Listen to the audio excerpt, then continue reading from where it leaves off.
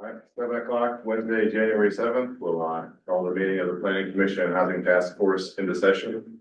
We'll do the roll first, Mike Bender, Chairman, Nick Prevost, Jim online, Doug McBacken here, Tina Rupp, Here.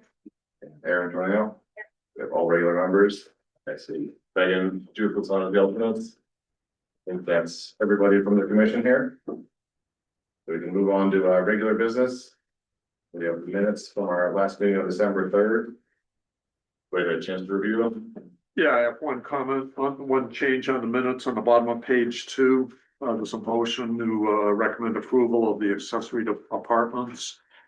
I believe that was seconded by Megan at the last meeting. I don't remember. I saw your email about that, so. Yeah, I went back and I watched those days.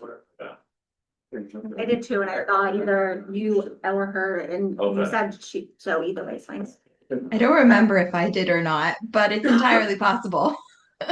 Some video, we can give it to Megan, that's fine. And I have one Yeah. thing I'd like to change that I noticed. So on the motion, the same motion, 1, 2, 3, 4, 5, 6 lines down on the right, it says line. I'd like to change that to word, the second word instead of the second line. So the commission would like section F, second line of section 53. It should be second word. Okay, Page of accessory apartment. Yeah, That's fine. okay. And I just had one thing at the top of page 2, under election, it said, I elected myself, I nominated myself. Wasn't quite that easy. okay, with those changes, I'll make a motion to approve the minutes. You have a second? Right. All in favor, say aye. Aye. You opposed? No. All right, motion carries. Do you have any correspondence? No, All I right. have a card. Oh, Christmas film. All right. Holiday. Yeah, right. Christmas card from Jacobson and Associates. Happy holidays to you, Greg. Thank you very much. Pass it around before they look at it.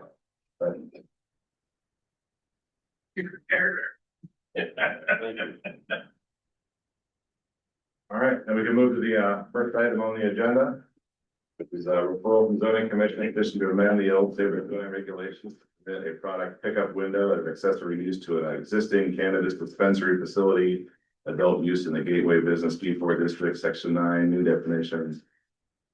Cannabis dispensary facility product pickup window, Section 53, new special standard for cannabis dispensary facility product pickup window.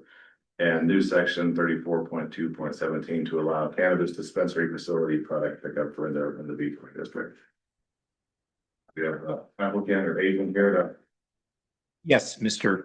Chairman, Attorney Joseph Hammer from the law firm of McDermott, Reynolds and Glissman to speak to this, and with me, Attorney Matthew Rosenthal in case there are any questions that are more in his area. The proposed amendment would create a new accessory use category called cannabis dispensary facility product pickup window and would establish special standards in section 53 of the regulations for that accessory use. The proposed regulation is narrow in nature and it's of limited applicability.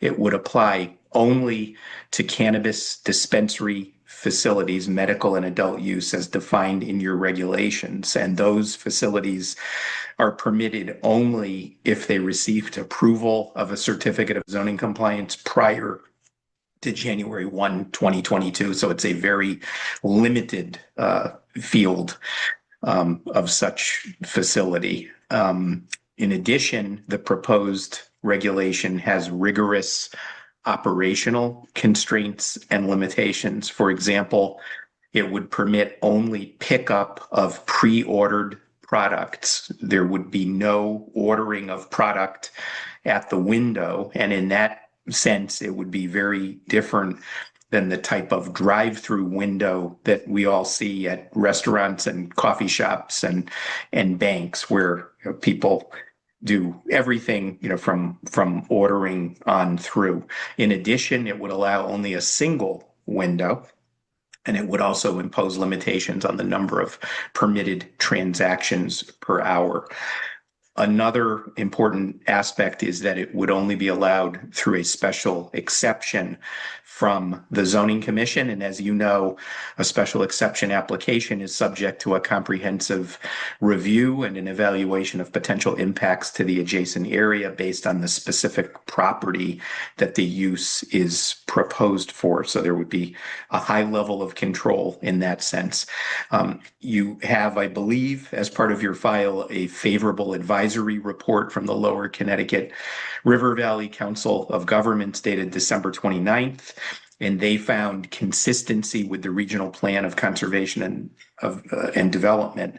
They recognize also how the proposed cannabis pickup window is different than, again, a drive-through associated with food establishments, pharmacies, and banks. They also noted that the proposed amendment would support the regional plan goal of taking measures necessary to support a sustainable and resilient economy, specifically noting that this would support an innovative business model meant to allow local businesses to adapt to changing economic climate. Can you just hold on one, I don't, I saw that letter. Yeah, Do we have- Yeah, we don't have So that. we distributed those to the zoning commission. Oh, I'm sorry. So, Okay. they don't have the referral responses. We didn't get them all in yet. There's no harm in referencing them. Yeah, no, okay. Sorry, I didn't realize you didn't have it in No, front so of. I appreciate you giving us some of the details from that, Okay. so.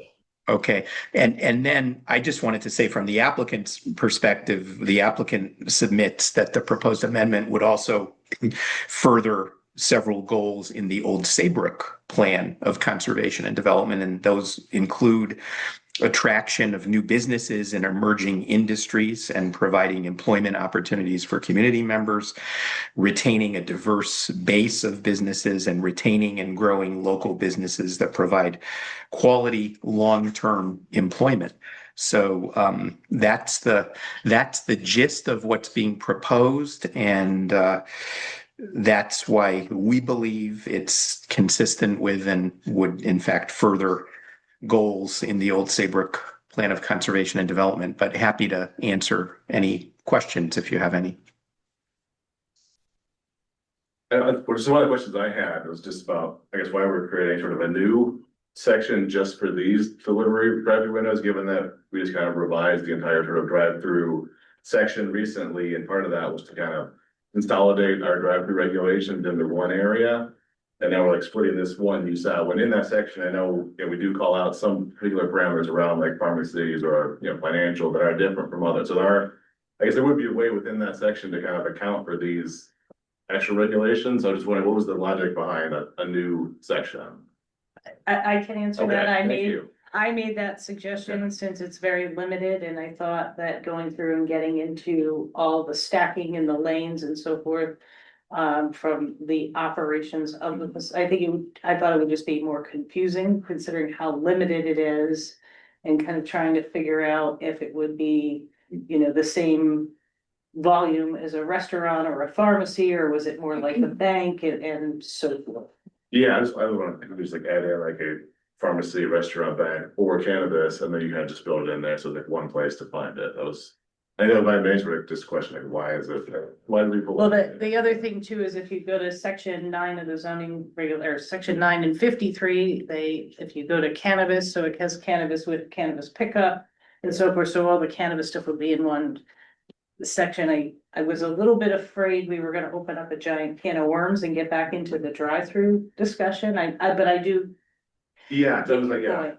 same way, now we have two sections to talk about drive-through, is that gonna? Well, they're probably gonna Might get pick up confused. versus a drive. Yeah.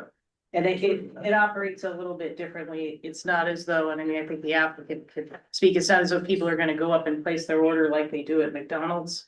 That's correct. They would not be permitted to do so. They'd have to pre-order either by phone or, by website, and then, come in just to pick it up. And I guess I would just add, in terms, you do very carefully in your current regulations regulate a variety of cannabis uses, and they all are in sequence in that section 9 of the regulations. And again, our thought was, because it's a very different situation and it's of limited applicability and only to cannabis, that it would be it would be consistent with the approach that you've taken in the regulations to sort of separate out cannabis and treat it, on its own, basically. So that was part of the thinking as well. Nick's got his hand raised. Nick and Bob Friedman, and just for the record, Bob Friedman, and Chuck are members of the Housing Task Force, not Planning Commission. So Bob's comments would be as a general citizen. As a member of the general public, I ask, since there's no order placement at the window, it's only pickup, at what point is payment made? Is that part of the pre-order process, or is that payment initiated and conducted at the window? I can address, Joel, let me jump in on that. The payment would be made at the window. And this is primarily because at this point, because of the federal regulations, credit cards cannot be used for payments.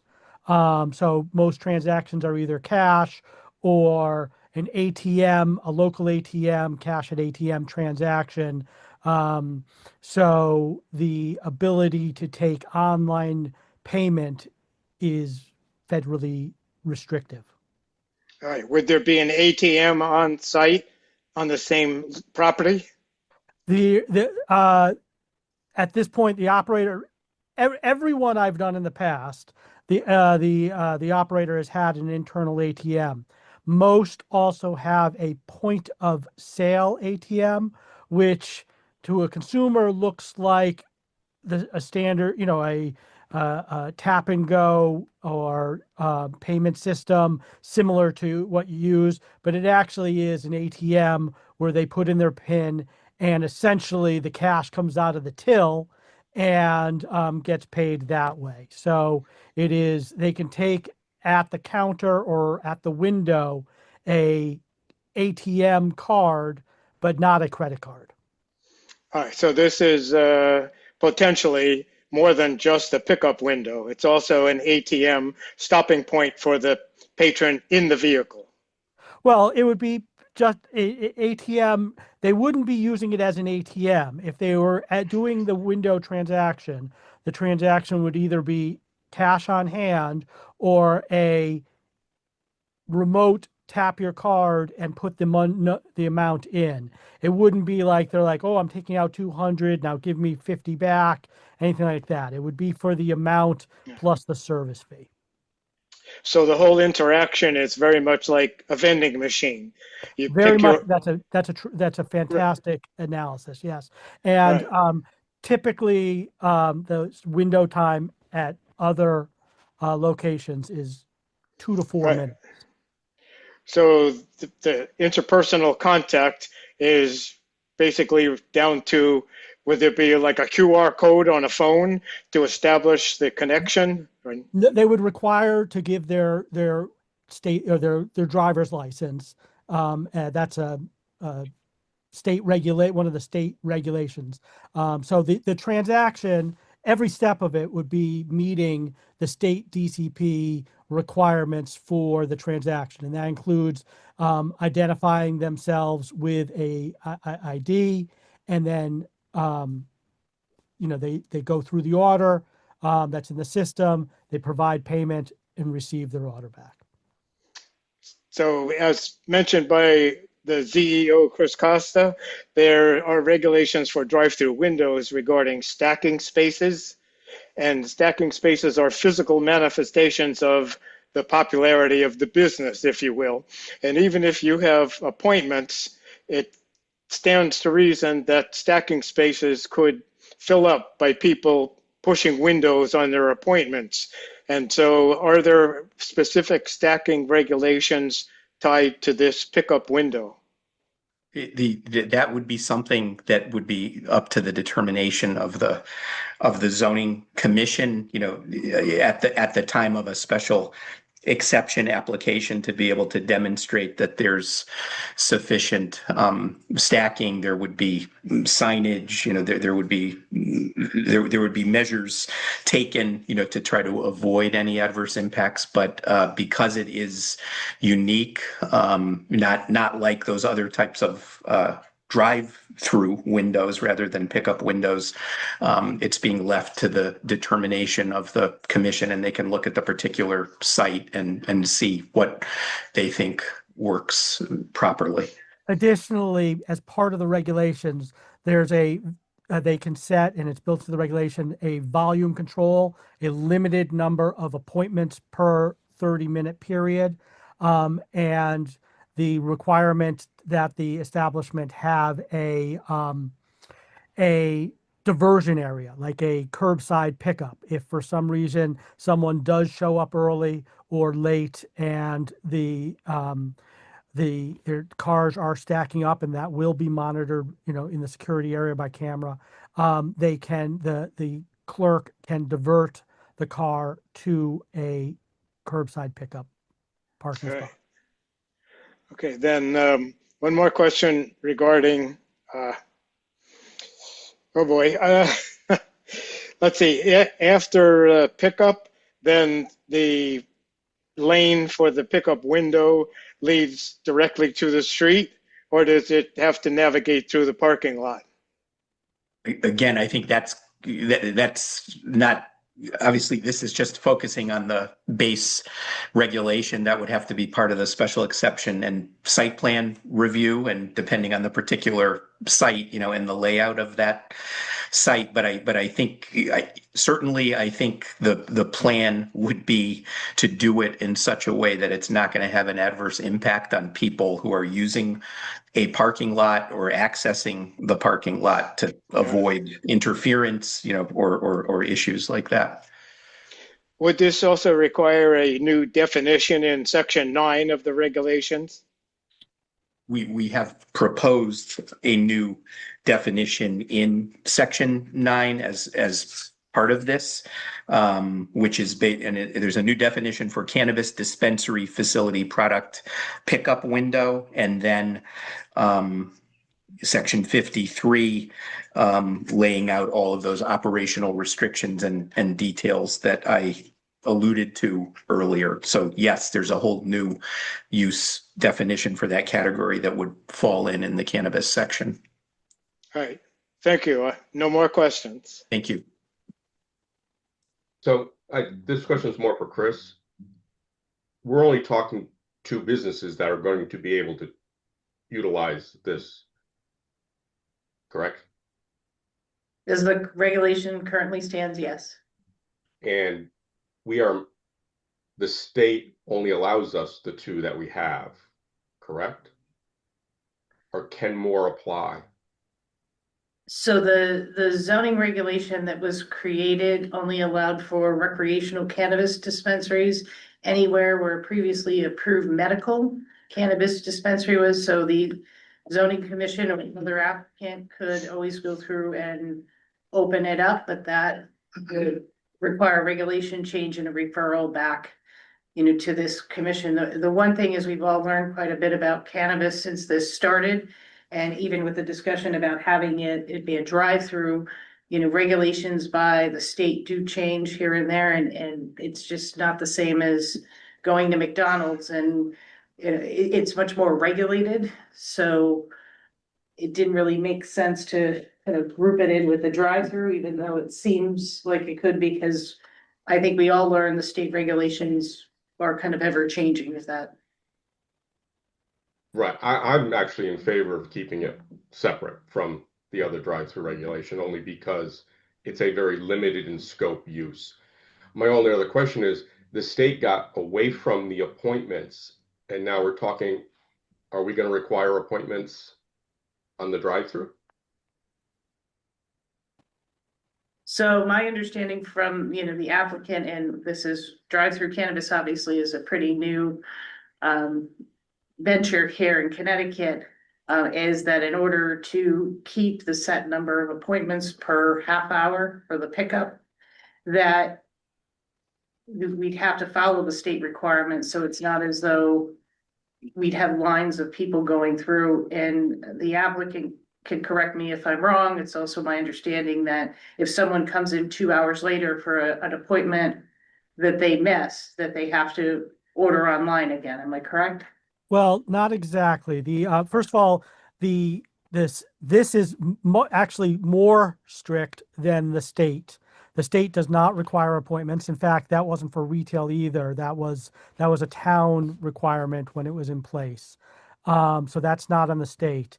The state does, of course, review the entire this process and the timing, but the limited number of appointments, that is above and beyond what the state requires. That is more to regulate it for the town, to make it more orderly and to alleviate any concerns about stacking. Thank you.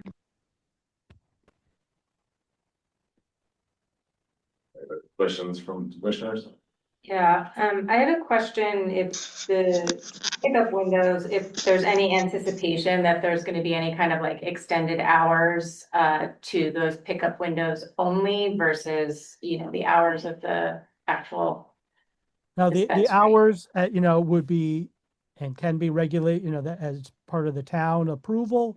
The expectation is the facility will operate in the allowable hours. But no, there would not be, and the facility will operate within whatever hours the town allows and does not anticipate,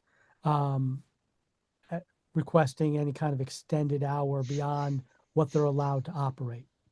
Right. In other words, what's allowed for the inside the building, we assume would apply, to the outside window as well. But again, that would, as part of the special exception process, for the core inside use as well as the outside window, the zoning commission again has the authority to make sure that it's comfortable with the hours of operation. And then I saw under security that there's gonna be a requirement for cameras, but I'm also wondering, because sometimes windows like that can be kind of soft targets for, crime and stuff. Is there any kind of lighting requirement? I'm sorry, is there any kind of what kind of requirement? Lighting requirement? There is considerable security requirements by the state. Before the facility can operate, a security operational plan must be approved. There will be multiple inspections by the department to review both camera placement, lighting, and operations. One of the regulations on cannabis facilities is you can't, the windows you cannot see into the facility. So, for example, in the operation of something like this, it's almost like, one of those with a standalone facility within the building. In other words, you will not be able to look into the window and see the customers or the product inside the facility. There will be shielding behind there'll be a window and then a clerk, and then there will be shielding to the facility behind them. So all you will see is that small operational room. And all the security and lighting and cameras will be according to an approved security plan that the state, I can tell you from experience, will have considerable input on. Thank you. How many people are allowed in that 30-minute period? Have they determined that? So just to kind of go through, I know the details are important. So we're looking at the regulation and all of those details will come in a special exception permit. So the planning commission is charged with looking at the proposal for consistency with a plan of development. So the applicant obviously is applying for specific property and, has general ideas, but when they get to the point of going to the zoning commission, the hours of operation and the security plan and so forth, it's not just what the zoning commission reviews, it's also with the state. And I'll tell you from my experience going to the security question, my experience with our current cannabis establishment, it's probably more secure than any bank you go to. From construction to any point, it's very heavily regulated. You can go in one door and you can't go out. It's pretty high security. So just. Okay, all right. Any other questions? Commissioners or people that are on the Zoom here? All right. If not, we want to entertain a motion. I'll make a motion, we make a favorable referral to the zoning commission for this petition in that it's consistent with the plan of conservation and development and that it supports retaining existing businesses and it balances economic growth with community character and public safety. As well as add some of the comments like supporting emerging industries, some of the new jobs, I think some of the comments that Mr. Hammer brought up. I don't know if, as part of the motion, if we want to add extra comments to zoning, would that come in the motion or would that? You could just say with the following, recommendations. Oh. So we find it favorable with. Yeah, I think and I would just, the recommendation is to like make sure as part of the reviewing it, just consistency with the rest of like the drive-through regulation. I think some of the comments that, Bob brought up about some of the stacking regulation, just that certainly takes that into consideration, given that they're two separate sections. We don't want them to get too out of sync in terms of what they use there. Yeah, normally we don't put that on the motion though, right? All the discussion, like our focus is consistency with the Yes. plan of conservation and development. Right, so you would put, we make a motion, put, We could The put some section- notes in a minute. Yes, that's what the note, and, and maybe just comment that since it's a new and emerging Yeah, that was like industry the, that, the commission should consider, the stacking spaces for the drive-through, recognizing it is a little bit different than the standard yeah, keep in mind restaurant. all the considerations and things we thought about when we were going through the other drive-through regulations. Was there a second? Second. All in favor? Aye. Aye. Any opposed? Motion carries. Thank you all Thank you. very much. Next on the agenda, we have the SHM Berry Point Marina application for special exception permit and coastal site plan review. Demolish existing marine building, construct new 20,500 square foot building for boat storage, repair and office space. So, introduce yourself. Yep, okay, for the record, my name is John Paul Garcia. I'm a licensed professional engineer, land surveyor, licensed to practice in the state of Connecticut. Principal officer, 190 Fairwood Road, the town of Bethany. I'm here representing SMH. With me also are Doug Dominey from SMH and Jamie DeMeo and Michael Wire from Munger Construction. They're going to be the builders for the new building. The proposal is. Sorry, SHM or SMH? Excuse me, I apologize. Just want to make sure there wasn't a. Safe Harbor Marine, it's SHM. SH, okay. Okay, it's Safe Harbor Marine. The intent is there's an existing metal building that was constructed in 65. It's in terrible repair and they want to remove that building and then construct a new building. In keeping with the current codes and regulations and your P O C D, what they would do is this building will be raised a little bit, base flood elevations between 9 and 11. This building will be installed at elevation 5.5, but it will have flood vents in keeping with the newer current regulations. It will also have a mezzanine for the storage of potential pollutants, oils, and that kind of thing. So the building that's being proposed is in keeping completely with your P O C D, which says that when you have buildings like this in this type of an area, it's a marine district. You try to comply with as many of the current regulations as you can, and we are. So the building will be constructed. It's a metal panel building. It will have flood vents in it to allow the passage of water.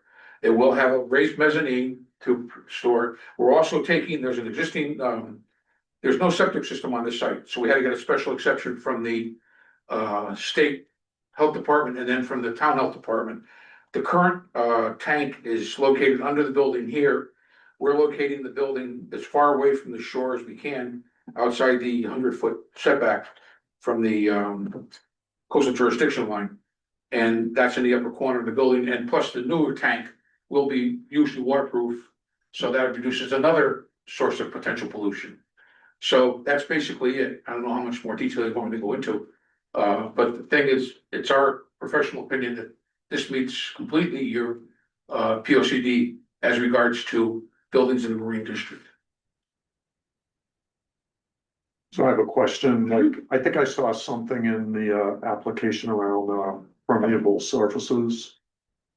You're increasing permeable surfaces, so there'll be less runoff. Correct. We're going from about 23,000 square feet to about 20,000 square feet. Okay. Okay, that's a good. And we're not proposing any additional asphalt. It would be gravel surfaces. Was there any like sort of just grading or like? There's no. Wait, what I said is what we're doing, we're just taking the building down and putting it back up. There's almost no grading being done on the site. We're adding a retaining wall in the corner of the site. Only because there's that's the only place we can put the septic tank. So we gotta put in a modular block retaining wall and take this corner of the site down. But there's very little grading being done. There's nothing else being done anywhere else on the site. We've shown the parking as striping, but there's no parking being, we're not redoing the parking spaces. We're just, striping them if what it is, because this is in the wintertime, we need places for storage. Yeah. So there's extremely limited on-site disturbance. We would be installing silt fence, of course, along the water side to prevent any migration from any fines. And there will be, the slab coming up and everything else. But for all intents and purposes, I think the existing build is looking for a change. And we're going to 5.3, 5.5. The existing build is around 4.9. So there's essentially very little grading taking place. It's taking down a building that was built in 65, that's in poor repair, and putting up a new building. Yeah, I went over and took a look at the site. It's very tight.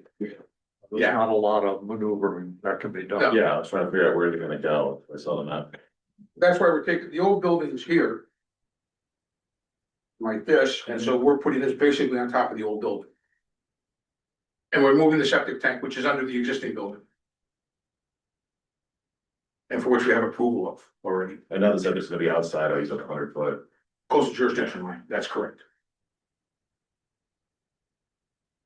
And it will be essentially waterproof. As septic tanks are required.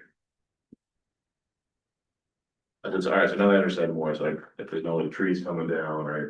There's no intent to do any, Okay. like I said, the only grading that will be done is in that corner, just to allow us to install the tank and to have some maneuvering room around the building.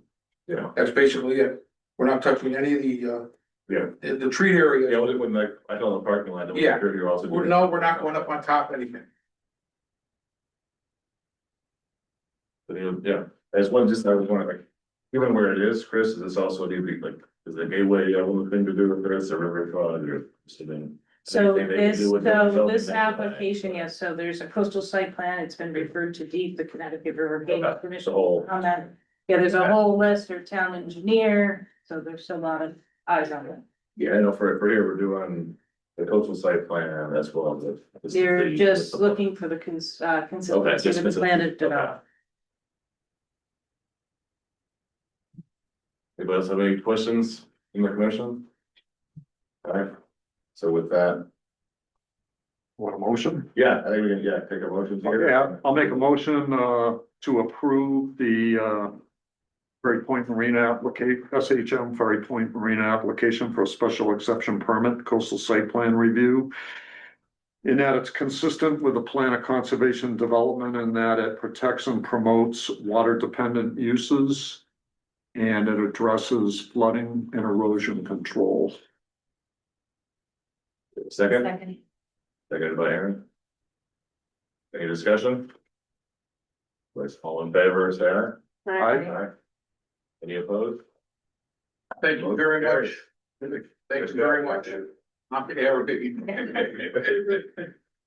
a good night. Thank you. Very good.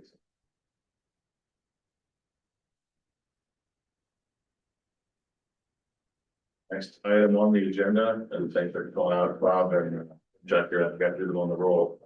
Early, so I apologize, I'm getting used to it. No, it's fine. I just want to make sure people Yeah. understand who's planning and who's housing. Absolutely. Especially when we have both on the agenda.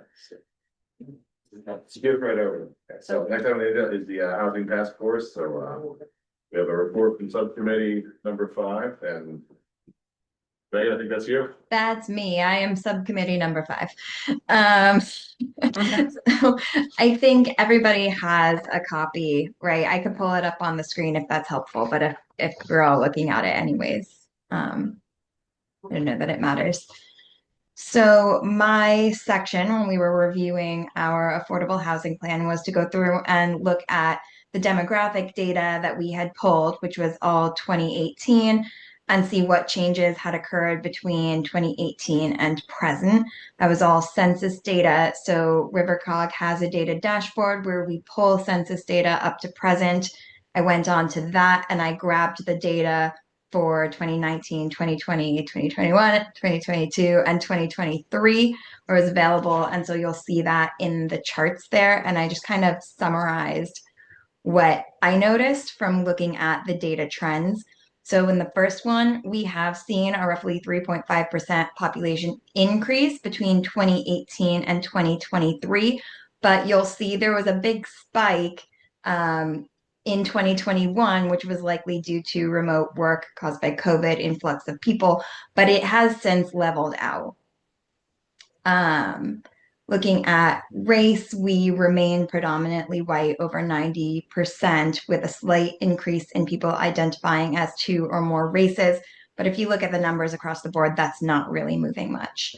Ethnicity, slight decrease in the number of Hispanic Latino residents in 2020 and 2021, but recovering in 2022 and a slight increase in 2023.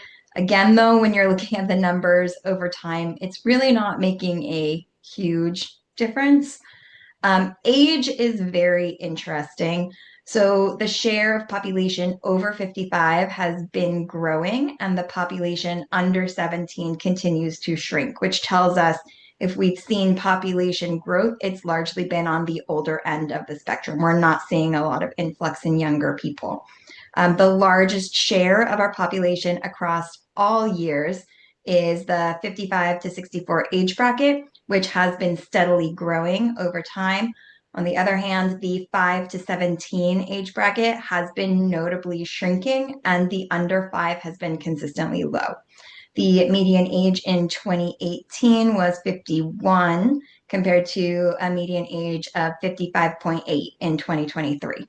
So that just solidifies what we're seeing in the trends over time. And as I said, this hasn't been, altered from the census. This is all straight from census data.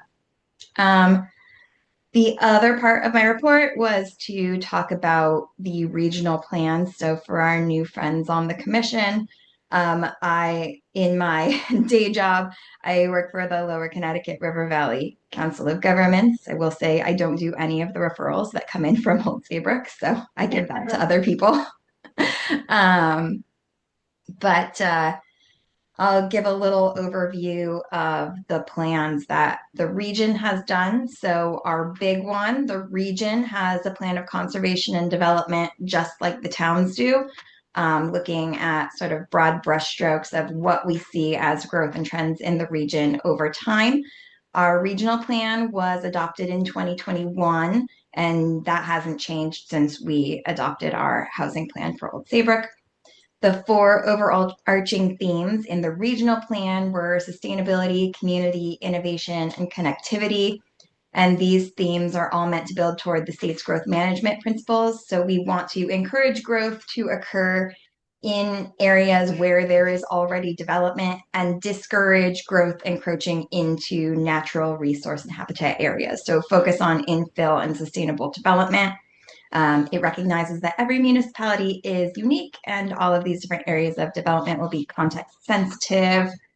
And there's a little concept map that's there, so you can see the green is generally areas, or is it black and white? Am I saying? It's black and It's white. black. Okay, so most of it, let's see, what does it look like in black and white? The very light shaded parts are green, which is most of it, right? Or I guess I should say the mid color.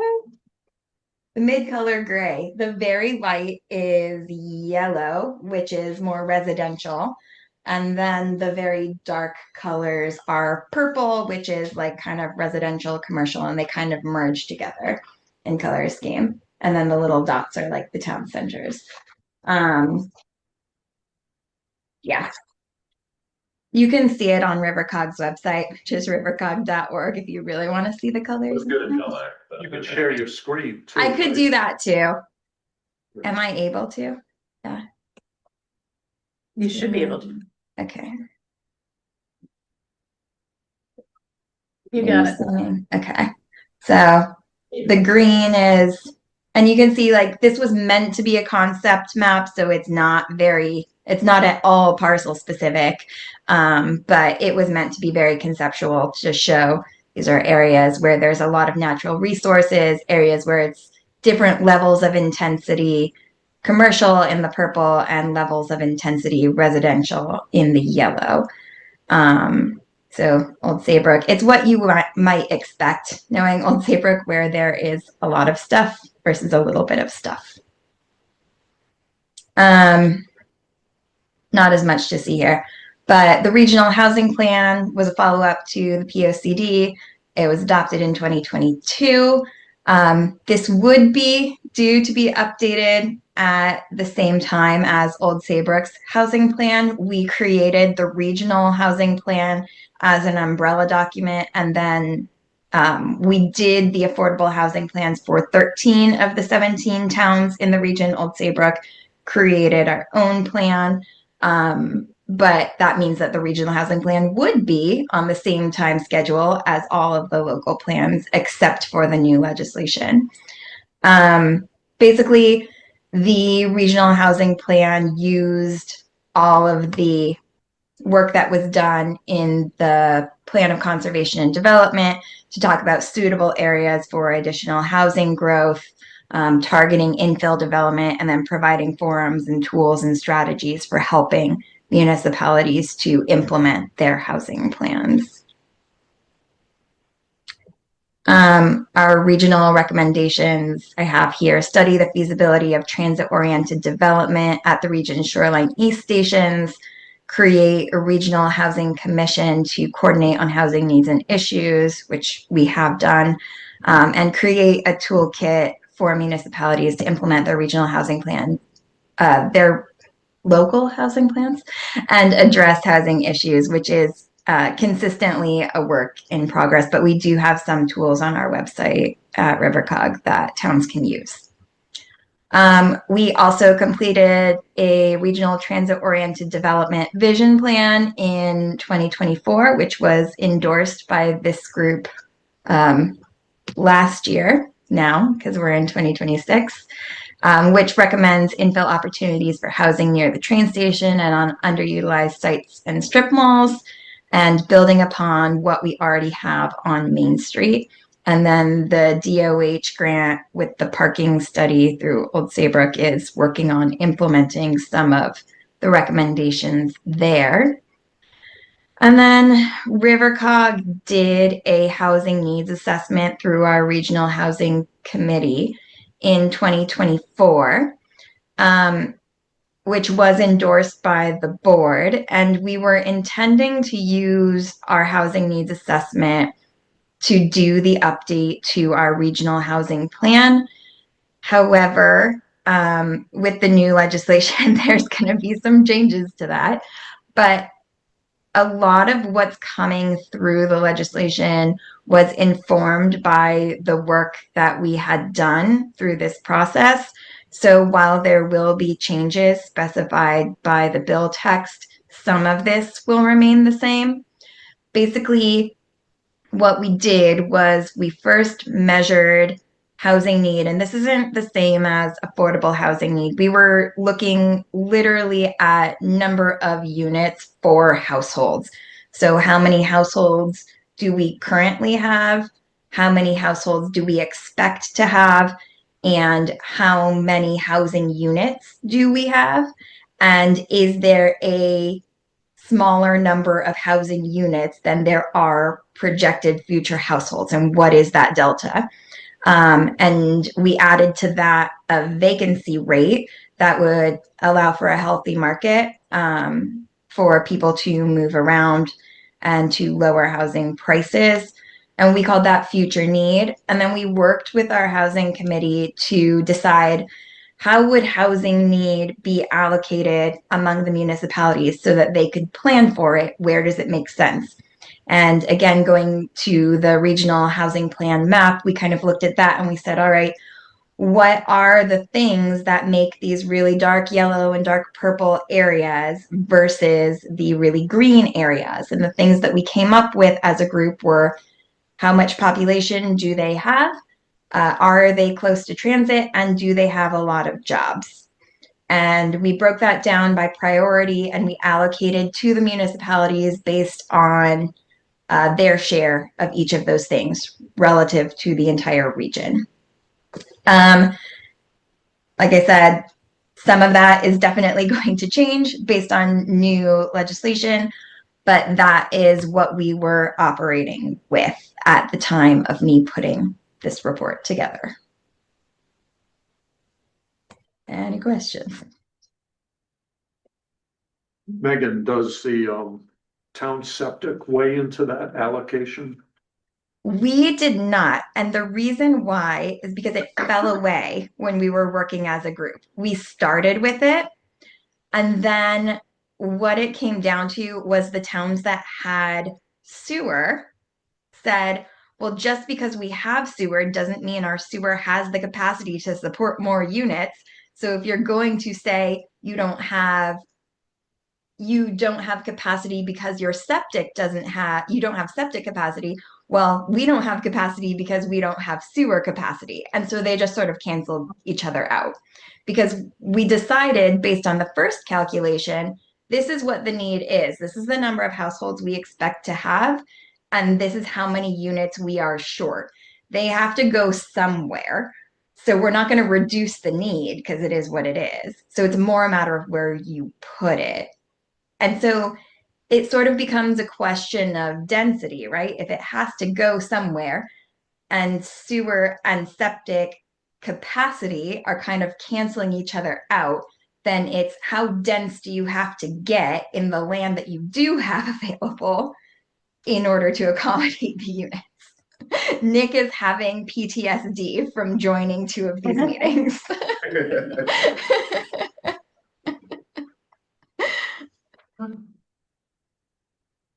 That was Okay, a I very understand that, and I guess this gets into the issue with the state. I mean, Yeah. they're basically forcing a number on the towns, and at some point, the towns have to, I believe, come up with their maximums.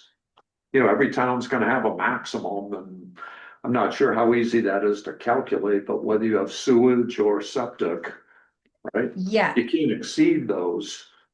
There's a couple of things coming out of the bill, which is going to be a whole nother discussion, giant can of worms. But we have to do so. The region's got a ton of work coming out of this thing. We have to do a developable land inventory, which is going to include wastewater capacity. The state is also conducting a wastewater infrastructure study that I think is supposed to be done March of this year. So unless they can time travel, I don't know if that's going to get done in time. But it's supposed to look at areas with excess capacity versus under capacity and then make recommendations about where strategic investment should occur. And then towns in their local housing growth plans are supposed to, when they're identifying areas for development, which is going to be based on the developable land analysis, They have to say what they would need in terms of infrastructure to allow the development to happen, which could include wastewater. And then there's going to be a funding source available to assist with that. In theory, they're all really good interworking components. In practice, I don't know if they're all going to line up the way that they theoretically should. But almost like some chicken and egg there. It's like, what is the developable land based on what it is now? But obviously, if you put in a sewer, then the calculation would change. So Yep. you gotta get the developable both with and without, and we decide. Yeah, it's I think it is going to be a little bit of a circular process. I think it's going to be a both and. This is what we could do currently and what we're limited to.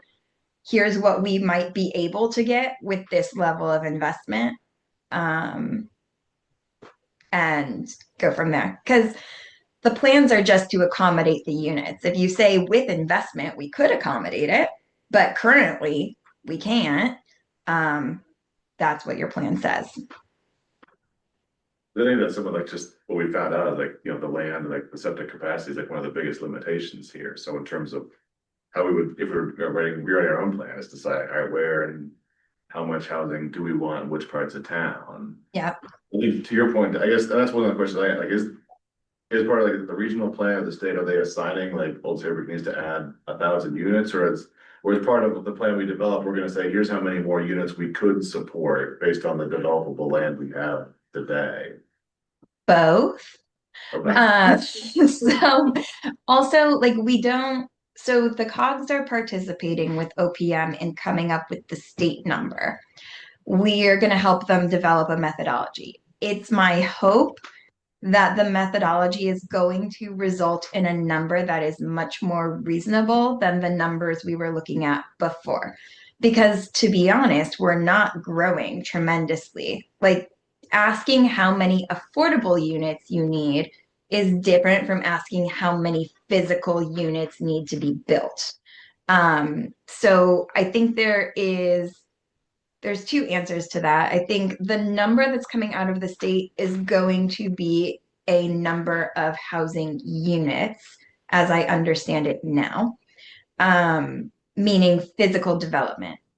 In your plan, you're going to have to talk about affordable units as well as the other like physical units. And your response for creating affordable units could be things to make existing housing more affordable, as opposed to building additional units on land, if that makes sense.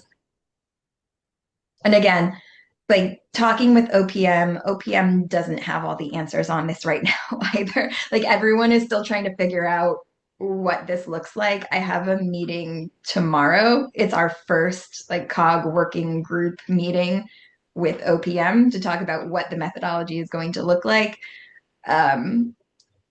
It'll be interesting. I will report back on what I learn. And I know kind of having on Chris in the hall the other day here, but in terms of like, where do we go from here? I know we talked about, you know, hiring a consultant to kind of update things.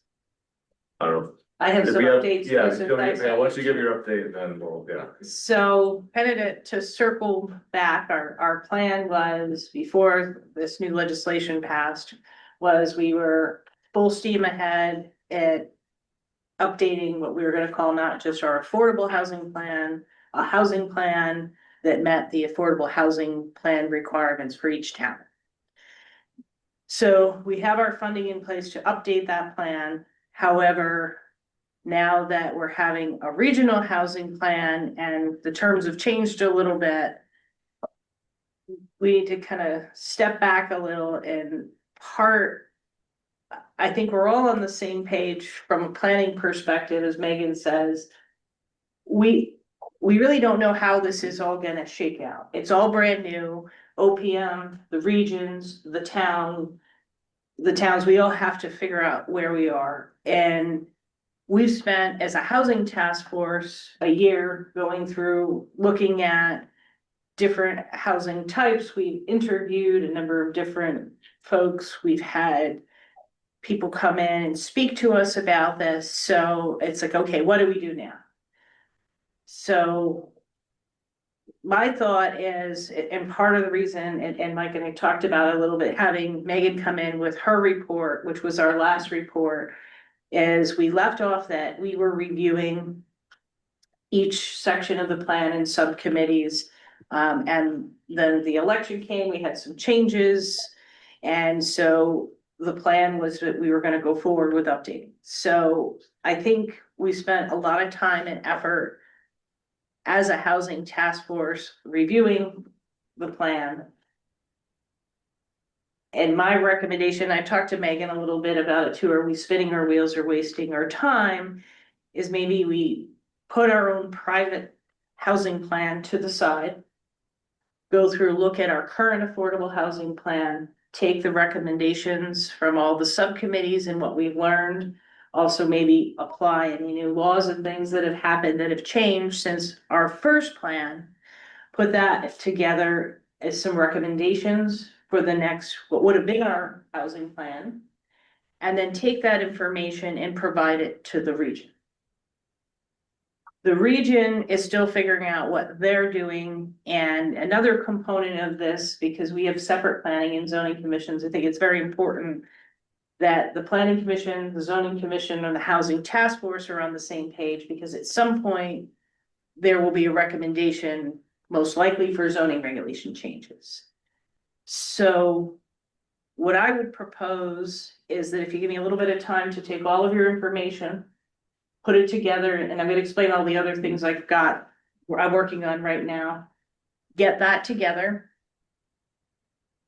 for something for you to take a look at, and then we can have a meeting to revisit the goals. That was one thing, the actions and goals and what we've done. We've done a lot of different things, maybe not exactly as they were in the initial plan, but we've made progress. Start with the report based on the subcommittee, whatever else, have that discussion, finalize that, work on what we've done for actions. And I think some of the recommendations in the subcommittee groups, or some of the items pointed out, are really action items. Organize that, and then Megan and I talked, I mean, this is gonna be useful for the region, and it may make sense for us to go along with the region and the housing plan, because for us to develop our own developable land inventory and kind of do this from scratch when we're looking at first a regional number of units.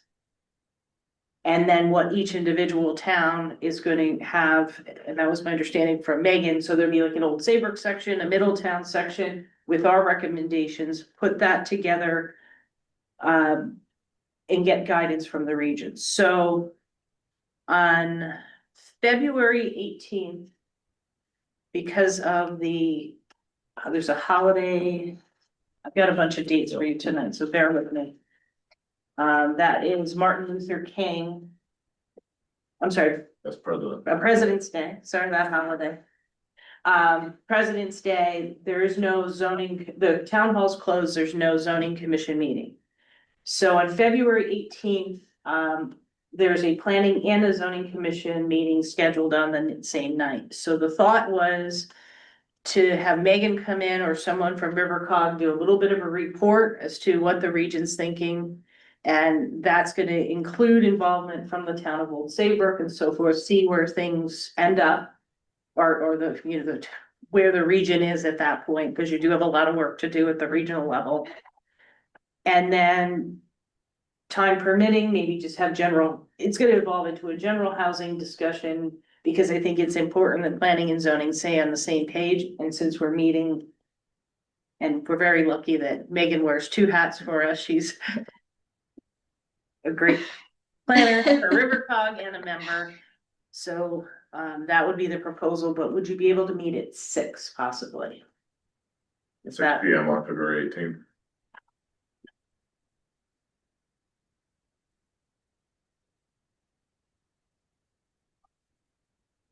And we should So RiverCog has been working with all of the other cogs to come up with a summary and synopsis of the bill language, and we expect to have that done and ready for dissemination by January 22nd. So we'll have it in advance of that meeting to share with you all, and hopefully that will help too in understanding our process for doing the housing growth plans.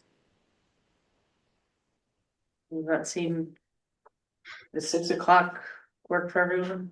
That's on February 18th. February 18th.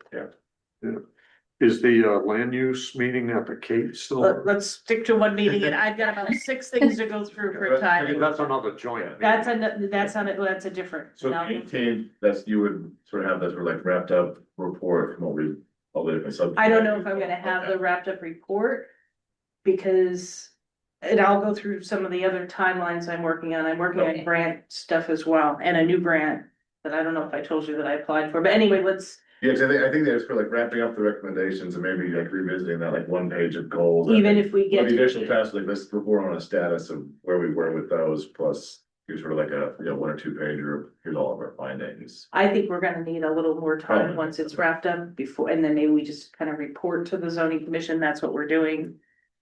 And go from there, and then have that for the region.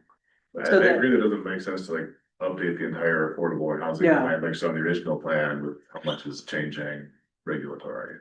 Right, so it'll be more of a report section by section going through your findings.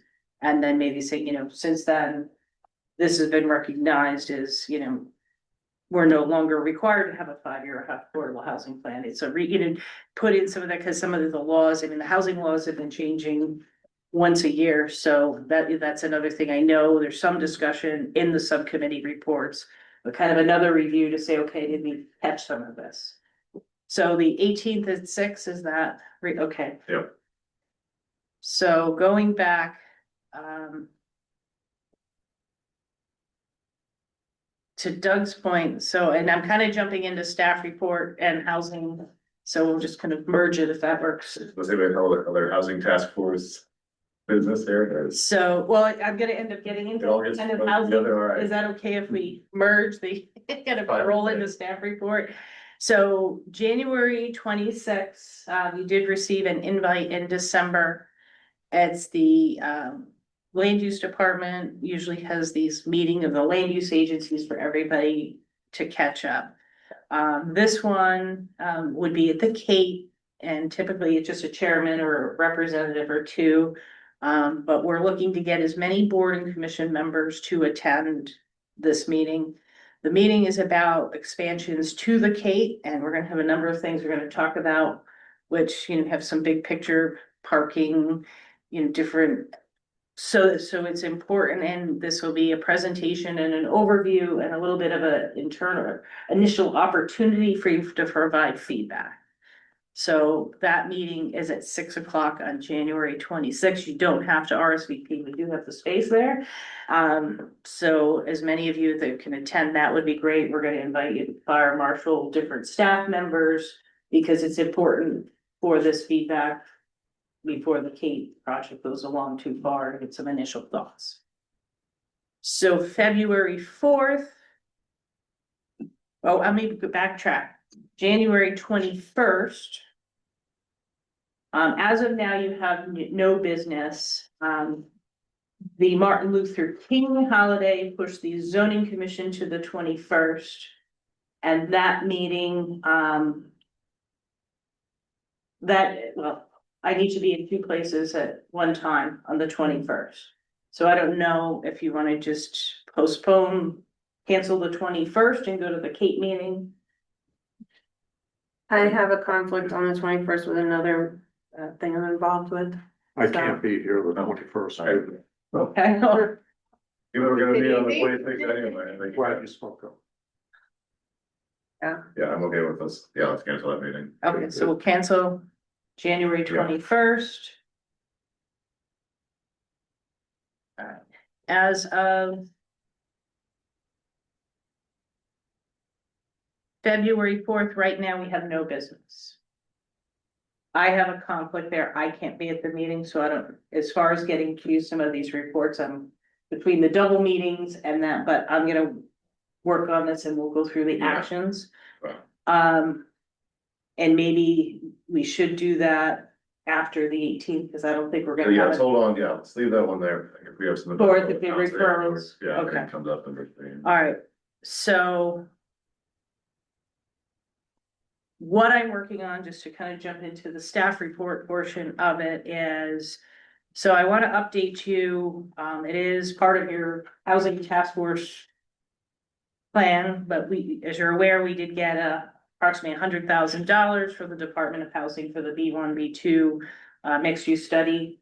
So I've been meeting with them at the staff level, Jacobson's office or the land use department. We've gone through since October, we've scanned every file in the we've gone through every file in the B1 district and the sections of the B2. We pulled the parking information out of all of those, the septic information out of all of those. We've scanned them, we've sent them to our two consultants, WSP and Jacobson. That information also was put into a spreadsheet as to individual map and lots and so forth with that. Jacobson's office has started taking that information from the soils and looking at the analysis. The parking expert, who actually is going on to another job from WSP, has started going through and taking a look at what we have on Main Street. On December 4th, 5th, and 6th, we actually had physical parking counts done on Main Street with the consultant looking at not just on-street parking, off-street parking to see what the levels were. We tried not to, it's a tricky time of year and we're in a timeline with the scope of the grant, but we didn't want to do it during the Torchlight Parade or we have a lot going on. So those counts were taken and that was another company from there. We meet at the staff level at least once a month on that project. So even though you're really not hands-on, there is a lot going on in the background with this. In addition to that, it also, February 1st is our first reporting deadline for this. So I have to prepare a quarterly report to the Department of Housing, which I've already kind of started working on. We have a meeting up. You don't have to get into all the details. Okay. So but I just kind of want you to, because we're not doing a lot right now at our meetings, but this is what's going on behind the scenes for that. Oh, we also went through and we reached out to 5 property owners on Main Street.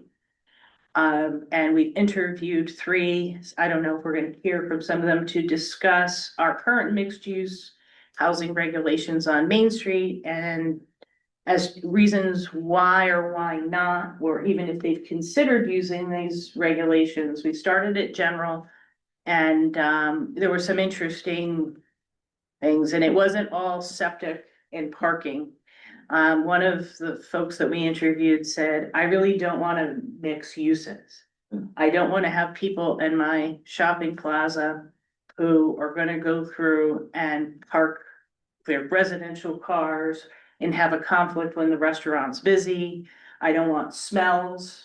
You know what I mean? But it was kind of a different thing because we're always focused on parking in soils. It was a different perspective as to why I want to keep my retail plaza retail. I don't want to mix the use in. It's a different management. We've talked about, so that data is all getting collected. Money, the cost of construction was a big one, which it's ridiculously expensive right now. So we're getting a lot of data from that other than just parking and soil. So that will be coming to you as we continue. So we're doing our phase, our part 1 reporting. Then we're going to continue the soils analysis. There's going to be mapping and so forth. So that's all going on behind the scenes with that. In addition to that, I don't know if I told you that we're one of the 15 towns that were recognized and are going to get funding from CMDA. So CMDA, that funding for the 15 towns would be to do an analysis. CMDA is interested in what we're doing in this mixed use study for Main Street as well as the train station area. And these studies are not just affordable housing based, they're housing based in general. CMDA has chosen SLR, which is a consulting firm, to perform the work for the towns. But the one difference with Old Saybrook is we're gonna have to potentially change our scope for what the other towns are doing, because our current grant, there will be overlap. So we have to, at some point, get together, compare the scope of what the CMDA money and the DOH grant, and make sure we're not overlapping efforts. So that's another project to work on, that we're working on behind in the scenes. The other thing, going back to the mixed use study, is Megan, in her role from the region, Megan and I are meeting, because there is a public outreach component of the grant. So we need to tee up what we're gonna do. So we're meeting next week, I believe, on that, to get that together.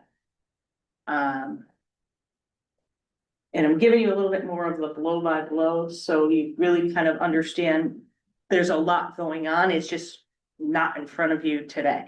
And then we have another meeting this month on the DOH study. In addition to that, I'm gonna kind of flip a little bit, unless you have questions on. So do you need more help in the office? You saw everything going on? It all just kind of happens at once. So the one thing is, even with, with the housing summary, not using the funds for the affordable housing plan, I was gonna see if the Tyke firm, because they did the affordable housing plan, could kind of help do some of that in the background. So we're just at a point where I'm kind of managing a bunch of different things that are all going simultaneously versus doing it one thing at a time. So I think. So yeah, if we need more like consultants to help out, or that's something. So that's kind of when things get like this. So I did reach out to John, because I believe we asked him to go to our next meeting to do our housing kickoff. We teed them up. So now I'm like, okay, change of plans. So I reached out to him, and hopefully, but that will get done. I just need a little bit more time as we kind of take the corner to the new. In the meantime, and Doug's the most familiar with this, from a resiliency perspective, there was a grant that we received for a back river study, which is over in Great Hammock Beach, where they did have some issues of the docks in the Great Hammock, the pilings, everything's moving, there's some swirling water. There's a number of things going on, marsh is dying. Jetting the marsh away. Jetting the marsh away, as well as boat pilings and so forth. So, we did get the first grant, which we got the study, but we really didn't get too far. And then another grant came out, so I wrote a grant to hire a grant writer, to write a grant, to apply for phase 2 of the Back River grant. And the one thing too with the grants is, I'm a little worried that some of the funding's drying up and we don't necessarily always fit in. So, last month, we also submitted a grant for approximately $460,000. There's no match on that one either. Part of the 460 would also, if my time or staff time is used, the town would get reimbursed. So if I did X amount of hours, versus a lot of times we have a grant where there's a match, where the town has to put X amount in and we take the hours. This one may actually reimburse if we can. So the Back River grant, that went in. The proposal there is to continue the study, look to see for possibly 3 different options as to what to do. There's obviously public outreach. The Great Hammock folks and resiliency people, I think, are pretty happy. And the goal would be to get at least one of these projects to the shovel-ready stage. 90%. Permitted and. 90%. So that means we start doing the DEP permitting, that's a whole other thing. So if we get that grant, we're gonna be off and running with that one as well. Going back to as we're on a resiliency, the Chucker Chapman grant, that's a $500,000 project, pretty much to study from Chapman Beach to Indian Town, including the Chucker Beach Tide Gate. That grant, we actually did our grant reporting that was due December 1st. To give you an update, we've gotten our tide gauge. Well, the biggest thing was what's called the QUAP. Pretty much it makes sure your scientific data, the collection meets federal standards. So we had a little bit of a delay. We had the QUAP submitted. Our consultants did that. It's the QA plan. Yeah, the Q. Right, to make sure the data is good. The data is good. We had a little bit of a delay in getting that back. The thing that I do find comical is that we get more responses during the government shutdown for things than we did, and I'll get into the next one on what else happened during the shutdown. So there's been tide gauge deployment. They've surveyed, done some survey work with the outlets. There's actually field workers out there last week, just kind of taking a look between Route 1 and the gates there. We were gonna do outreach in February, but we thought it would make more sense to have the first outreach session or January and February or March, where we can actually show people some of the results and what we found from data collection. That also includes modeling and so forth.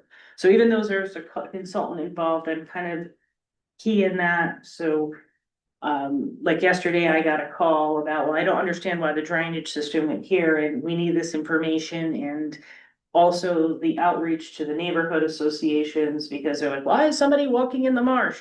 So we're keeping everybody as involved as we can on that one.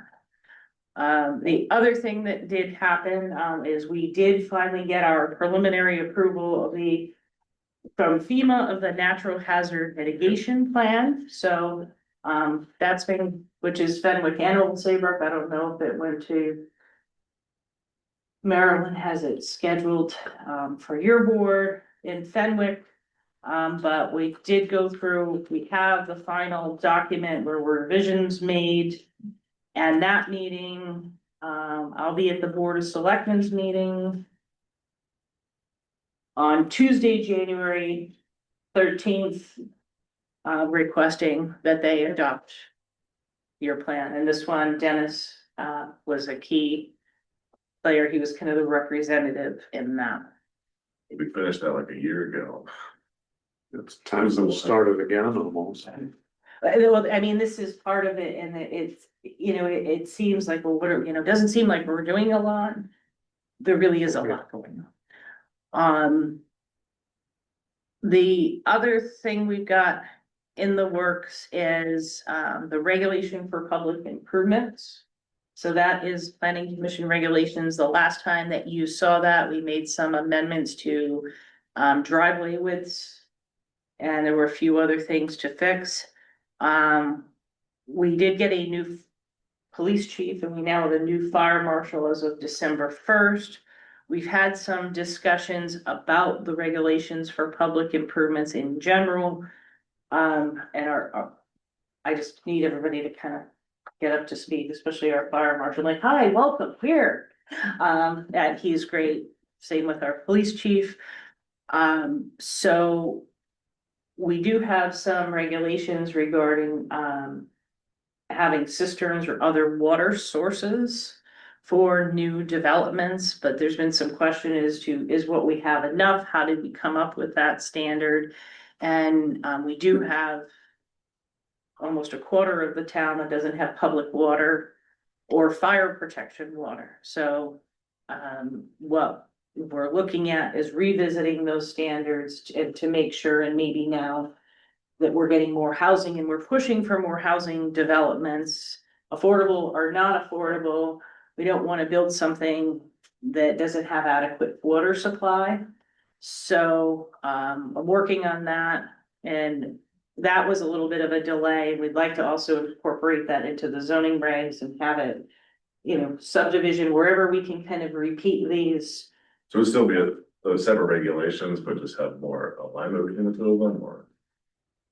So we need to revisit it. So the regulation that we put in place came about probably 20 years ago. It was modeled after a regulation in Haddam. Our Public Works Director at the time, Larry Bonin, had mentioned something, Jeff Jacobson. And we modeled after Haddam, but some questions have come up as to, how much is adequate. So if someone comes in for 100 units and we have a 30,000 gallon water supply tank, I'm still learning about it, and there's no pond or anywhere nearby, or there's no easement. So the thought would be kind of revisiting that and making sure what we have on the books is sufficient. Or, what if you have housing developments on 20 acres and the fire protection cistern is a quarter of a mile away? So that's what we're gonna look at with that, which is kind of it's very important. The other thing is that I know you're aware we have the tree committee, and we completed through the land use department our tree guide. And there's some conflicts in the tree guide as to recommended street trees. And those trees need to be revisited, so the thought would be to potentially reference the tree guide. And then that would be consistent without having to have lists of all the trees in there and go from there. In these conversations, talking about the regulations for public improvements, our town engineer, Jeff Jacobson, did mention that there's also been some changes to standards for streets and driveways that we may want to revisit. So he's going to revisit that portion of it. So it's kind of like when you open something up, it makes sense just to see who needs to update what, and as well as our public works director, if there's something that he sees. So I've reached out to him as well. So they're looking at them now, they're gonna come back with some ideas. Well, typically what would happen is I'm gathering all the ideas. We'll come up with a draft regulation for you to review, addressing the need, why, and then if we find something else out that needs to get fixed. There's also a regulation in the public improvements that came up, and it had to do with length of driveway, grading, and so forth. So some of it gets pretty technical. So I reach out, gather the information, we draft something, bring it to you, make sure it's legal through our attorneys, and then you determine if that's what you want to adopt. For the most part, you really haven't gone against the planning, the engineers and folks that know the technical details, but I rely and reach out to them because I don't know all these standards, I don't know a lot of the things with the ecological studies and things that are going on in these resiliency plans. So that's something that's coming soon. And then there was something in the subdivision regulations. I don't remember what it was. That was on my list, and Nick, he may remember.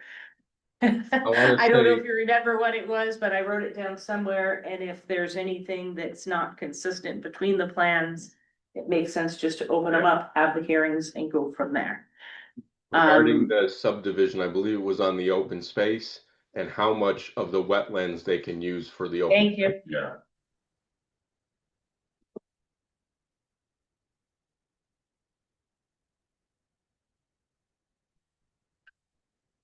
So that's another thing I'd like to, if we can kind of knock out a number of these Yeah. things first. And I know Mike and I have been talking a little bit about updating the sidewalk plan and so forth. But what I think we need to do first is wrap up some of this and then also go through and get a little more information. So I think a sidewalk plan is probably gonna end up into more of a multimodal plan, because I know bike lanes have come up. But the thing is, what do we want for bike lanes? Are we looking for bike lanes to get people to work and school? Are we looking at bike lanes for recreational purposes? What kind of bike lanes? What have we completed with the sidewalk plan? And that I think it was last year or a year and a half I think ago. Map Geo is pretty up to date there. We completed that. There's a few spots that are now under construction there. So it's pretty close at some point. I don't think it's gonna be hard for us to link in what's been constructed. The areas on the map geo that have been constructed in your sidewalk plan are pretty much, we've completed the priority 1 areas. But another thing too, as we move along, and I know we've got the Mariners Way Committee working on potential, so. Another one on the radar, another thing on the radar. And we do have some developments coming in larger scale, I expect, so that'll be something. Hopefully, Some of the ones we've been hearing about for a while, or? well, right now, there's a potential subdivision coming your way. Or at least two, which that's not very, so, I've been asked for a preliminary meeting with myself. And it straddles the town line and the folks in the other town and the fire, so whenever you have something on the town line, you have. Both platters, both zoning, both wetlands, both fire, and then of course the regulations are different, so. That's something in the next few weeks I'll know a little bit more about. There was another subdivision I have written down headed your way. They're small. I do know of at least one other affordable housing development coming your way, small. And. What else? I don't know, did I forget something? Oh, and we're working on zoning regulation rewrites and fixes. I'm working, and so I have a list with the zoning commission, a lot of them are to respond. To different changes and laws, but now with the new bill, same thing, if you're opening it up and we need to change parking or something in there to correspond. So things are kind of getting stalled, and if we may mirror the fire regulations and that, so.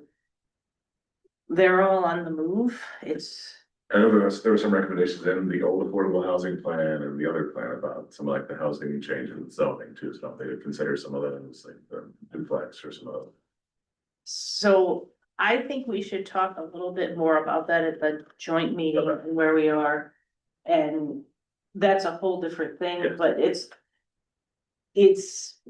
and I mean, it came up at the zoning meeting talking about, two families.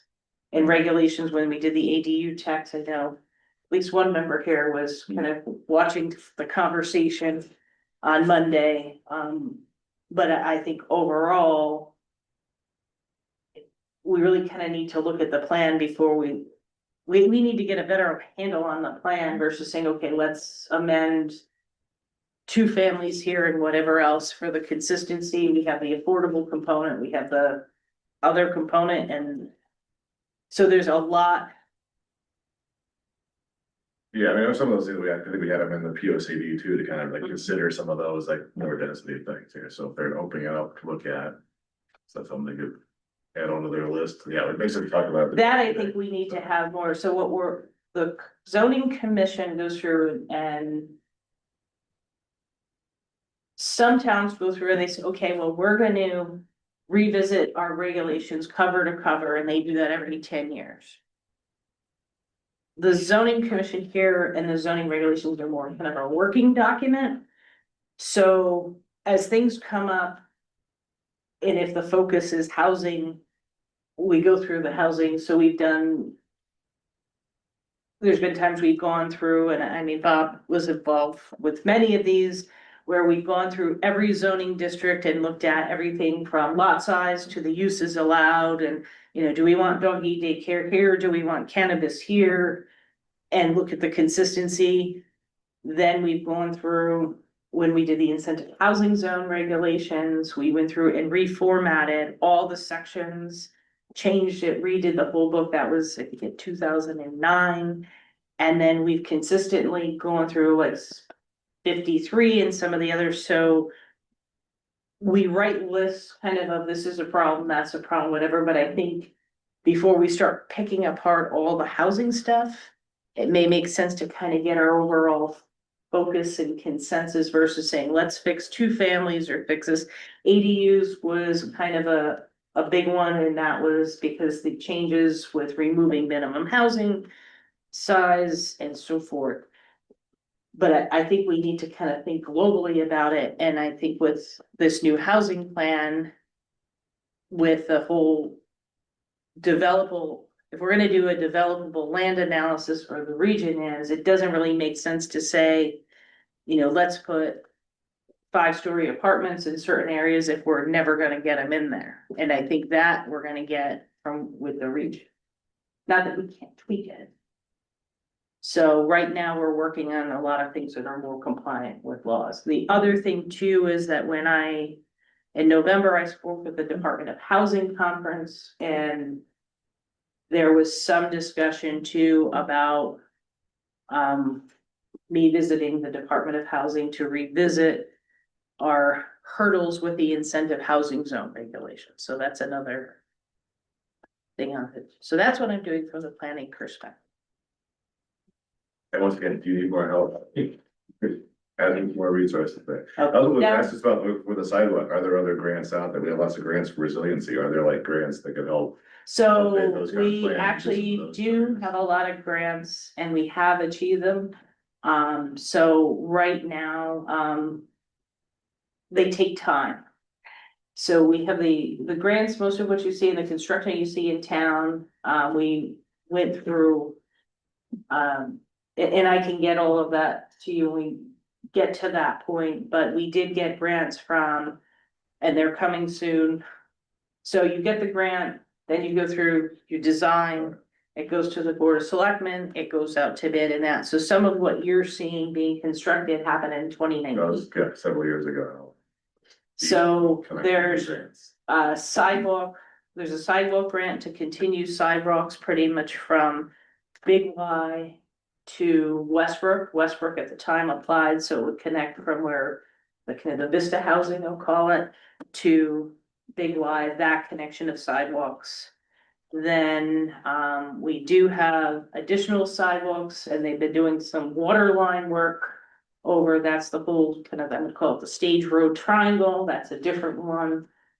I was thinking more studies to or grants to help with like updating the plan, like helping us figure out what is the right, kind of sidewalks versus multimodal and like where in town are we gonna get the most benefit out of them. Well, I think we need to wrap our head around sidewalks overall and figure out what everybody.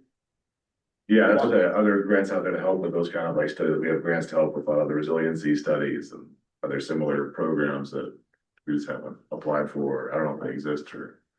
I'm sure there are. Yeah. Chris, Yeah. Is it in the queue, a sidewalk from the causeway to Fenwood? That was another one Carl was talking to folks. Yeah, I keep getting asked about that. And that's in the plan we have. There's so many. No, people there's walking out definitely been communications and there are some plans for sidewalks in that area. Part of it is that area too, in different areas of town where normally we have our kind of our minimum widths for sidewalks. There's areas, so say if you're walking from Saybrook Point by Lives, there's areas that get so narrow, you really can't put between a full sidewalk like we would on Boston Post Road. But there's discussions all the time through the selectmen. Yeah, it's like Lives is, there's something there, because once you get over to like the Fenwood Once you cross entrance, the causeway. there's nothing, and it's like 50 No, people out that's- there on a summer morning Oh, jogging, it's great. walking People out. every hour. Well, the other thing too is, I mean, if there's discussions about bike lanes, it doesn't really make sense to start putting up sidewalks and find out we need to rip up the sidewalk, because it makes Yeah, more it's gonna sense. be in a regular plan. And then the region, there's the whole regional plans and the connections there. But I mean, I think definitely we need to get into it, definitely get some education on it, and I actually talked to our police chief a little bit about it. So, and making sure everybody's on board with it. It's not just, like with the recent storm, a lot of people don't shovel their sidewalks and they're supposed to. So then what happens? Who shovels it? What happens, at that point? And the same thing with bike ped lanes. You can have a separate bike ped lane that's different than the roadway, but then you have the maintenance issue. And what are the functions of it? What are the options from a maintenance, repair and other? So it's not just, it's too narrow here or we need it here. I think we need to look at it globally and also look at cost, maintenance and so. Yeah, one other thing I wanted to bring up, and we're not gonna solve it here, because we don't wanna be here to go dark 30. When the marina application was going through, I was just poking around. So you cannot put apartments above the marina building in the marine industrial zone. Unless it's I think an incentive housing zone, which that wasn't. No, so that's incentive housing is a whole other discussion. And isn't there like a minimum of So- like 6 acres on incentive housing zones? Which So seems incentive very housing large. is a whole other topic. So the marine industrial zone, the zoning commission, I would say maybe 5 to 10 years ago, changed it from marine commercial to marine industrial. And the reason is that we have very limited marine commercial areas. Marine commercial allowed for residential. If you have industrial zones, it blocks housing. Potentially from an 830G perspective. Not that we don't want Or housing. any but- housing. Well, but let me Right. continue. So. We're in Old Saybrook, where the Connecticut River meets Long Island Sound, and we're at a position now where we have very few marinas. There's really nowhere you can eat on the water other than Saybrook Point and Lives. And there were trends, and I had people call and say, well, I wanna buy this marina and I'm just gonna take all the marinas out, marina uses out, and I'm just gonna put housing and have private docks. So it's great from a housing perspective, but from an economic development perspective and being a coastal town, when you don't have marinas or repair areas or places to go through. So that was part of the reason the residential was taken out, because it could take away all of the marina uses. And right now, with housing and what people are gonna go through in costs, people would buy up marinas and. Right, I agree the marinas need to stay, but if you put a second level on this structure, this gentleman is building, Mhm. you could have the apartments above his marina building, Right, but that's prohibited right now. right. And that building is immediately adjacent to like a So right- residence A zone. Right into the now- house right there. Right. And So it's prohibited now. so I think that's something to look at, you know, a blend. But I agree, we need to protect the water dependent use Like of right near the waterfront. Have like a commercial, like restaurants and. And I mean, I think that that's the thing too, is, it's easy to change regulations and put mixed use, and even like the mixed use housing on Main Street. It started very limited because you open the door and say, okay, everywhere on Route 1. Or everywhere in the Marine District, and the next thing you know, you have no more marine uses, or it's more valuable. In a world where everybody picks up their phone and shops, to take down shopping centers and retail stores. And put housing, because right now with the demand, some developers are gonna find it more more profitable. And it's steadier rent, so, I mean, I think overall as a planning commission and a housing task force, we really need to look at it. Kind of globally, I mean, ADUs, I think, are a little bit different. I know they're residential, accessory uses, mixed uses. But we put together the B1 mixed use regulations, we've changed them several times, and, I never really thought about a property owner saying, I don't wanna mix. If I wanted to be a residential landlord, I'd be a residential landlord. I wanna be a office, retail, business landlord, and, there are conflicts.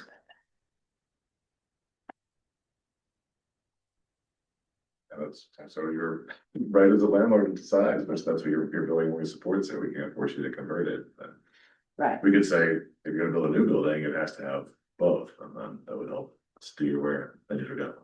Or buildings would fall apart and Mhm. stay there because no one wants to do, it's, You could we stifle. talked about at Yeah. one point. For Main Street, there were discussions about having all the storefronts. Be retail and not office, so it would help for walkability and so forth, and the property owners came out. I mean, they were fuming and they're like, we can't get office tenants, retail, we're going through to get that, they didn't want. And the thing is too, sometimes you can agree, the public input portion is really important, because you say if everybody has to have mixed use. You could end up in a situation where you have properties that people just don't do anything anymore, because they're like, you know what, if I have to change it and do this, and they leave them, and you end up with a whole other situation. Potentially. Nothing happens in the bank. But it's amazing how sometimes things start out so simple, and then the next thing you know, it's just this giant project. I don't know. Anything else from? It looks like I bored Nick to death. Yeah, committee reports. Well, I just kind of Yeah. merged it right Yeah, into yeah. it, so. We covered those. I don't think the regionals met, since. Yeah, Oh, well, Megan covered River. Yeah, okay. I do have one more. We don't have Dennis and then we come with that ones.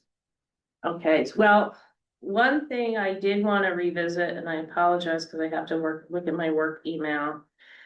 Is we've had some changes on the commission, and so regional housing, which is the fourth Tuesday of the month. Nick and Kathy were our representatives. The question is, Nick, do you want to stay on doing that? And is there someone else on the planning commission or housing planning commission who would like to attend these? I don't see any harm either in housing task force members also. But Yeah. Oh. I'll stay. I will stay. I think these meetings are gonna be more important right now to attend with everything going on. The last one, I kind of sat in and listened in the back, but to have, someone on the commission go in and report, I think is huge. And I run those and I'm really fun. Yeah. Go hang out with me. There are other, Is there When we start anybody, talking numbers, then I glaze over. is there anybody other than Megan that would want to go to those meetings? It's the fourth Tuesday of each month at 2:00. Either Aaron, you guys interested? I can't.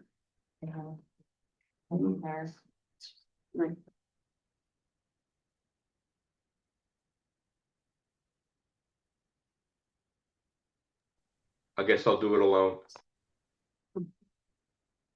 All right, we can think about it. Yeah. Doug and Mike serve as our regional planning representatives. Dennis has taken over, wetlands.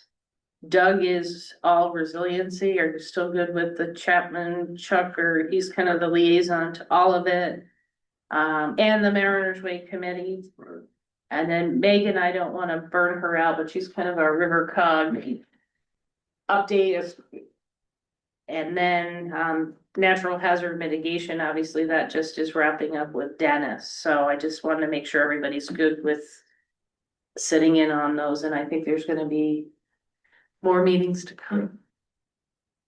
All right, so we're good. If you can think of anybody, from the planning commission who wants to attend those, that would be. What are the other ones? Or are you just talking about regional housing? Regional housing, I just want to make sure that everybody can still make the commitment, that has been sitting now. So that's really, I think right now, a key one. Yeah, that's, Plus, I feel like the workday can be sometimes challenging, so I don't want to Yeah. go to raise my hand and then miss a bunch of them. Yeah. Depending on the month, it's like, right. be good. If you Well, I can think ever, that's too. Go ahead. I was just gonna say, if you can ever drop in, we welcome drop-ins also. That's good to know too. I'm a drop in. And yeah. All We right. keep it well, casual. Yeah. I covered committee updates and staff reports here. I think so, I guess with that, and entertain a motion to adjourn. So moved. Give a second. Okay. All right. Let's do it first. All in favor? Right. There's no opposed. Thank you very much.